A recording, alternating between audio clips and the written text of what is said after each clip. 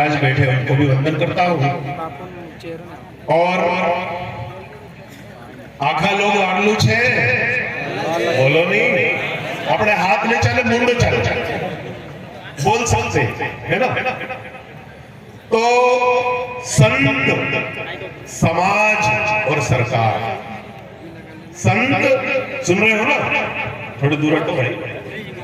संत, समाज और सरकार, ये तीनों की त्रिवेणी है।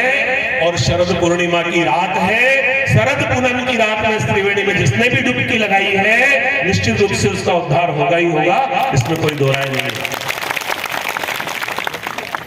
एक बात आपको पता है, लक्ष्मी जी आज के सबसे समीप होता है, इसलिए अमृत बरसाता है सीधे सीधे। और हमारे पूर्वजों ने क्या सुंदर नियम बनाए हो। अगर आपसे यूं कहे कि अपने घर रात में जागना तो संभव नहीं है, लेकिन परम पूज्य गुरुवर्य बंसी बाबा ने ऐसी परंपरा डाली कि शरद पूर्णिमा की रात को ये समागम होगा तो अपने आप ही सब लोग जाएंगे और चंद्रमा का अमृत अपने आप प्राप्त हो जाएगा, अलग से लेना भी नहीं पड़ेगा। कितना सुंदर विचार था हमारे पूर्वजों का।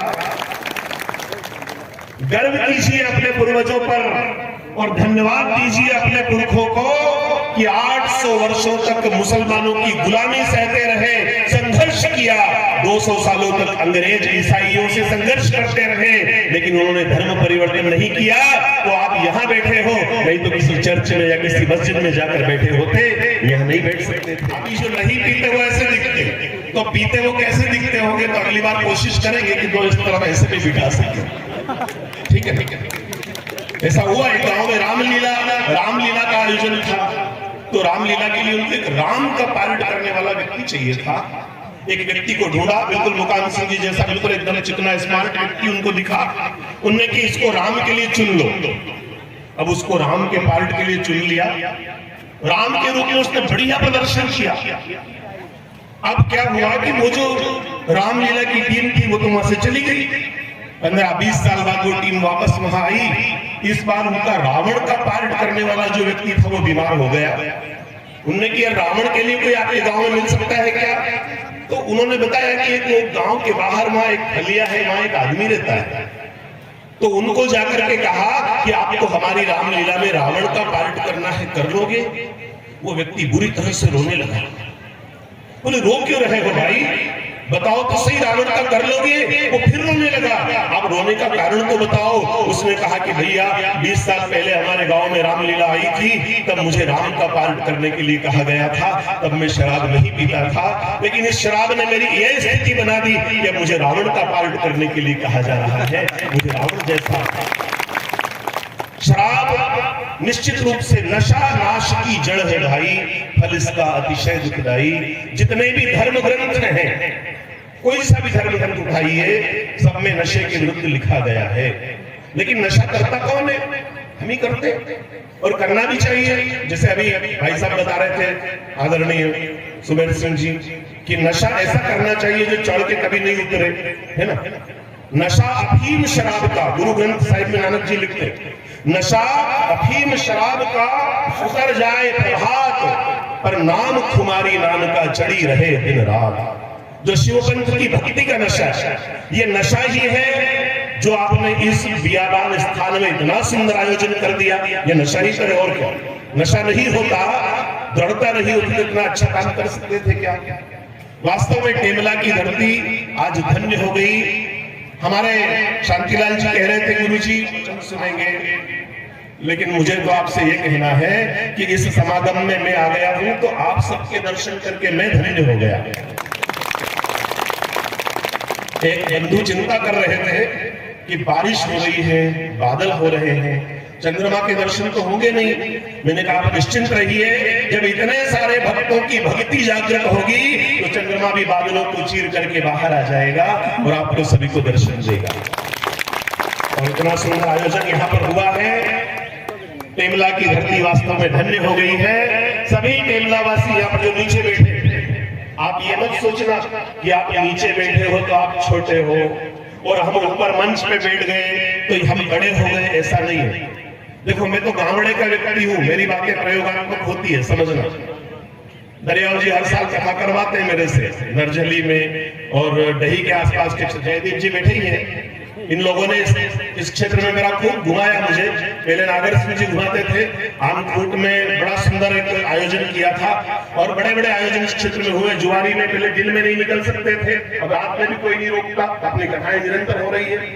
तो ऐसा नहीं है कि केवल ऊपर बैठने से कोई बड़ा हो जाता है।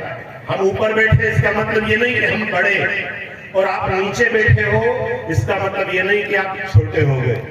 हमारे यहाँ ताकड़ी होती है तोलने के लिए। ताकड़ी समझते आप? तराजू। तराजू के 2 पलवे होते हैं। कितने? 2 पलवे। और आपको पता है जिस पलवे में वजन ज्यादा होता है वो पलवा नीचे रहता है, और जिस पलवे में वजन कम रहता है ना वो पलवा ऊंचा उठ जाता है। तो हम ऊपर वाले पलवे हैं, इसका मतलब ये कि हमारा कम है, और आप नीचे हैं, इसका अर्थ ये कि आपका वजन ज्यादा है। और जिनका वजन ज्यादा है उनका घनत्व ज्यादा, उनकी कीमत ज्यादा, तो फिर उनकी जिम्मेदारी भी ज्यादा। हम तो केवल हाथ उठवाकर संकल्प करने वाले लोग हैं, लेकिन आप तो उन संकल्पों को पालन करने वाले लोग हो। बड़ी सुंदर बात अभी मेरे प्रिय नागर सिंह जी ने बताई थी कि किस प्रकार जो पांव है वो है तमिलनाडु, आंध्र प्रदेश, कर्नाटक, उड़ीसा। एक तरफ का जो पांव है ये है केरल, मलाबार तट, गोवा, महाराष्ट्र। एक तरफ का जो हाथ है ये है असम, मणिपुर, त्रिपुरा, नागालैंड, अरुणाचल प्रदेश।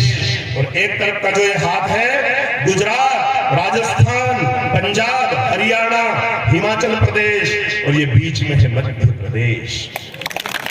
क्या ये मोटा मोटा सा फूला फूला सा माँ की गोद पिता का आश्रय, ये बीच में है मध्य प्रदेश। और ये जो यहाँ पे धड़कता है ना, धक धक धक धक धक दिल, ये है दिल्ली। और ये जो माथा है ना ये है जम्मू कश्मीर। अब आप कहाँ रहते हैं? मध्य प्रदेश में। आप सोचो अपने को जम्मू कश्मीर से क्या लेना देना है? अब आप जरा कल्पना करो इस जम्मू कश्मीर में कोई जूते मारे भटा भटा, तो क्या इस मध्य प्रदेश को नहीं दुखेगा? इस पंजाब में अगर कोई चिमटियां फोड़े, इस हरियाणा में अगर कोई चिमटियां फोड़े, तो क्या मध्य प्रदेश को दर्द नहीं होगा? इस आसाम में कोई लठ मारे तो क्या मध्य प्रदेश को नहीं दुखेगा? कल्पना कीजिए, कल्पना, अगर कन्याकुमारी में कांटा चुभ जाए तो पूरा भारत लड़खड़ा करके चलता है। और अगर मध्य प्रदेश अगर कुछ उल्टा सीधा खा के सो जाए ना रात को, तो पूरा हिंदुस्तान गुड़ुड़ गुड़ुड़ करके सारी रात करवटें बदलता रहता है। इसलिए ये समझो कि अपने तन में वतन बसता है। स्वयं अब जाग कर हमको जगाना देश है अपना।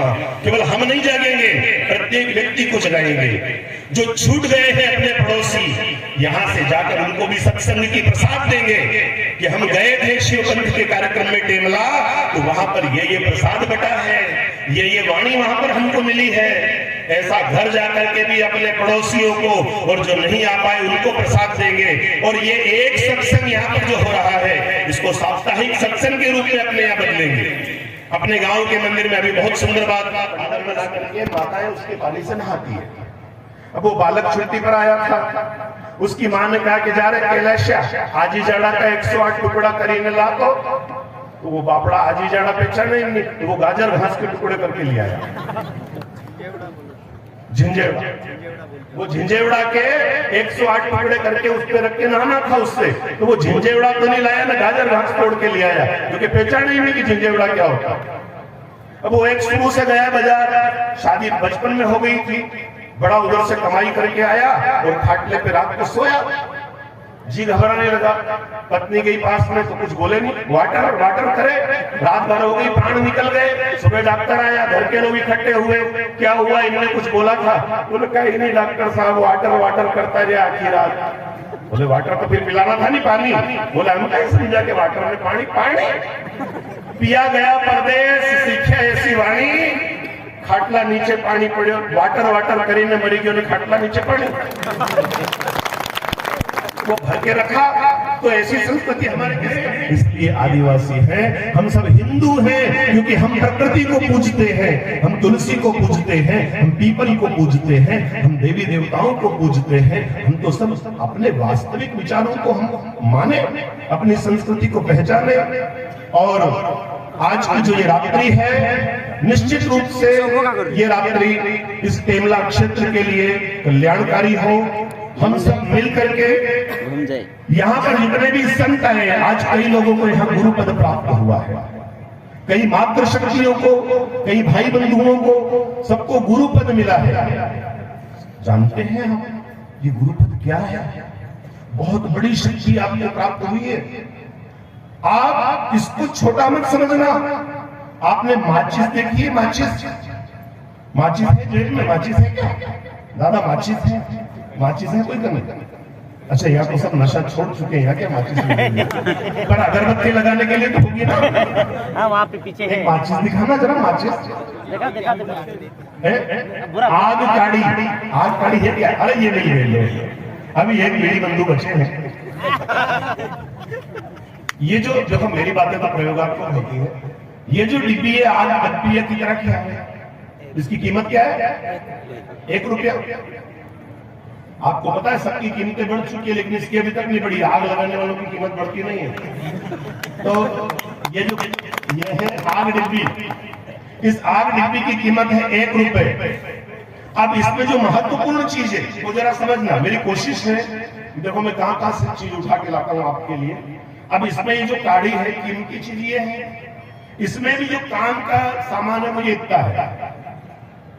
अब आप जरा बताओ ये कितने का होगा? अगर पूरी माचिस 1 रुपए की, तो ये इतनी सी कितने की? इसका कितना वजन है? इसकी क्या कीमत होगी? तो शून्य, जरा सा 1 ग्राम भी वजन नहीं है और 1 पैसा भी कीमत नहीं है। लेकिन इसकी ताकत बताओ कितनी है? इसकी ताकत जानते हो आप?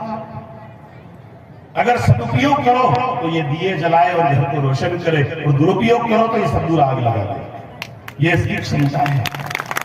वैसे ही आपको गुरु पद प्राप्त हुआ है। अगर आप सदुपयोग करोगे तो भारत को परम वैभव पर पहुंचा सकते हो, और दुरुपयोग करोगे तो अपना और अपने बाप दादा का सबका नाम भी डुबा सकते हो। इसलिए सदुपयोग करना है। जो ताकत आपको प्राप्त हुई है, गुरु पद आपको प्राप्त हुआ है, और अधिक से अधिक लोग इस पंथ से लो। ये आपकी आग भी, और ये अलग से गाड़ी भी लो, ये भी ले जाओ, आग लगाने के काम आएगी। तो ये जो आग डिब्बी है, ये वास्तव में ये प्रेरणा देती है कि हमारे अंदर जो सामर्थ्य है, जो क्षमता है, उसका हम सदुपयोग करें। एक बात समझ लेना, यहाँ पे सरकार के लोग भी आए हैं। 2 मिनट और लूंगा आपके केवल। सरकार, आपको पता है सत्संग में जाने का फल क्या होता है? ये सत्संग बाबा बेटा इधर परम पूज्य गुरुवर्य वंश सिंह बाबा, इनको भी उज्जैन वाले गुरुजी मिले थे, और मैं भी ये उज्जैन वाला ही व्यक्ति आया हूं, समझ लें। सबसे पहले जो इनको गुरुदेव प्राप्त हुए थे वो वापस मिले नहीं। बहुत ढूंढा, पूछ लो। बाबा मेरे से कहते कि खूब घूमे पर वो गुरुजी मिले नहीं, क्योंकि वो मर गए, मैं पैदा हो गया। तो परम पूज्य गुरुदेव को सबसे पहले उज्जैन वाले गुरुजी ही मिले थे, जिन्होंने शिव पंथ प्रारंभ करने की प्रेरणा दी, क्योंकि उज्जैन काल गणना का केंद्र है और बाबा महाकाल वहां पर विराजमान है। तो महाकाल भगवान के उस केंद्र से ये परंपरा निकली, ये भाव निकला कि शिव पंथ की स्थापना हो और लोगों के मन में शिव के प्रति जागृति आए, शिव के प्रति, शिव अर्थात कल्याण, शिव के प्रति लोगों के मन में भाव जागृत हो। निश्चित रूप से एक बात मुझे आपसे कहनी है, और वो यह है कि सत्संग का फल क्या है। रामायण में तुलसीदास जी लिखते हैं, सत्संग फल पेखिए तनि ताला। सत्संग का महत्व भी बता रहे थे भाई साहब, जयदेव जी ने सत्संग का महत्व बताया। सत्संग का महत्व महाराज जी नर्मदानंद जी बाबू बता रहे थे। सत्संग का महत्व क्या है? देखो 2 शब्द में समझ में आएगा। सत्संग सुनने के लिए अगर आप जाते हो ना, आप 50 बार जाओ, भोपाल वाले बंगले पे नागर सिंह जी नहीं मिले, अलीराजपुर वाले घर पे जाओ, नागर सिंह जी नहीं मिले, फोन लगाओ तो भैया बिजी आ रहे हैं, लेकिन यहाँ पे भैया को बुलाया नहीं, फिर भी दौड़े चले आए और आपको सबको दर्शन दिए। ये सत्संग का फल है। आप सत्संग सत्संग में आकर बैठे हो तो इनको भी यहाँ आना पड़ा है आपके पास। जब सत्संग में हम जाते हैं ना तो हमारी अपने आप समस्याएं हल होने लगती है और भगवान हमारे लिए सारी अनुकूलता कर देते हैं। एक होती है, देखो समझना, एक होता है इलेक्शन और एक होता है सिलेक्शन। लोग कहते हैं कि जिनका मेरे बेटों थोड़ा बहुत लक्षण आई जाए तो हम तो साधु संत पर राजनीतिज्ञों के साथ मंच पर बैठते हैं तो थोड़ा बहुत उनकी भाषा भी बोल लेते हैं। तो एक होता है इलेक्शन और एक होता है सिलेक्शन। इलेक्शन में जिनको आप इलेक्ट करते हो, जिनको आप चुनते हो, वो लोग लोकसभा में, विधानसभा में जाकर के बैठते हैं, लेकिन जिनको मेरे महाकाल चुनते हैं वो ऐसी धर्म सभाओं में आकर के बैठते हैं। वो है लोकसभा, विधानसभा और ये धर्म सभा। जिनको आप चुनते हो वो लोकसभा, विधानसभा, राज्यसभा में जाकर बैठते हैं, लेकिन जिनको मेरे भोलेनाथ चुनते हैं ना वो लोग ऐसी धर्म सभा में आकर बैठते हैं। आप भगवान का चयन हो, इतराना, आपको इतराना आता है कि नहीं? मैं तो बहुत इतराता हूं भाई। आपको पता है इतराना चाहिए। अगर कोई अच्छी चीज मिल जाए, लोग पूछे कि काई तो मळ्यो जो तू ऐसो इतरावे, काई तो मळ्यो जो तू फूल्यो नी समावे। क्या मिला ऐसा जो तू इतना इतरा रहा है? तो आप कह देना कि पूरे विश्व में सारे देशों को छोड़ करके भगवान ने मुझे भारत देश में जन्म दिया है, इसलिए मैं इतराता हूं। ये मेरे लिए इतराने का विषय है। क्या नहीं दिया भगवान ने, जरा कल्पना कीजिए। आपको पता है विश्व में कई देश हैं, लेकिन 3 ऋतुएं केवल भारत में होती है। सर्दी, गर्मी और बरसात, शरद, शिशिर और हेमंत। ये 6 ऋतुएं केवल भारत में होती है और कहीं नहीं होती। कई देश ऐसे जहाँ केवल गर्मी गर्मी पड़ती है, जैसे दक्षिण अफ्रीका, वेस्ट इंडीज। कभी आप देखना वहां के खिलाड़ी आते हैं ना, ऐसे जैसे सेक करके भून करके भेजा होता वे को, क्योंकि वहां गर्मी गर्मी होती है। कई देश ऐसे हैं जहां ठंड ही ठंड पड़ती है, जैसे कनाडा, साइबेरिया, रूस, इंग्लैंड। वहां के लोग सफेद जग होते हैं, गोरे नहीं, सफेद। कई देश ऐसे जहां केवल बारिश होती है, बारिश ही बारिश, जैसे कांगो, चिली, फ्रांस। वहां हमेशा दलदल ही दलदल रहता है। लेकिन भारत में बरसात भी होती है, ठंड भी पड़ती है, गर्मी भी होती है। इस कारण से जितनी प्रकार के फूल, जितनी प्रकार के फल, जितनी प्रकार की दालें, जितनी प्रकार की सब्जियां इस भारत की धरती पर पैदा होती है ना, इतनी विश्व के किसी भी देश में, किसी भी धरती पर पैदा नहीं होती। सच कर रहे हैं। कितनी चीजें बनाई भगवान ने हमारे लिए। आम, जामफल, सीताफल, केला। कभी केला खाया आपने? बोलो, कोई कठिन प्रश्न थोड़ी है। खाए, केला खाया कभी? केला खाए। अच्छा, भगवान ने सोचा होगा कि जी के दांत है वो तो जामफल खाई लेगा, सेव फल खाई लेगा, मक्खियों कड़ी लेगा। जी के दांत नहीं है वो बापड़ा क्या करेगा? तो भगवान ने केला बना दिया। दांत वाले भी खा ले और बिना दांत वाले भी, छिला छिलका और दांत वाला भी और बिना दांत वाला भी। कितनी चीजें तोया हिंद भूमि सुखम वर्धितो हम। मेरे सुख की वृद्धि के लिए हिंद भूमि तूने मुझे क्या क्या नहीं दिया है। अगर रोज उठकर तुझे प्रणाम करूं तो भी कम पड़ जाए। माँ तुम्हारा ऋण बहुत है। मैं अकिंचन खाद में लाऊं सजाकर भाल, यदि मैं कर दया स्वीकार लेना वह समर्पण। गान अर्पित, मान अर्पित, आयु का क्षण क्षण समर्पित। चाहता हूं देश की धरती मैं तुझे कुछ और भी दूं। चाहता हूं देश की धरती मैं तुझे कुछ और भी दूं। बहुत कुछ कहना है मुझे, लेकिन अभी और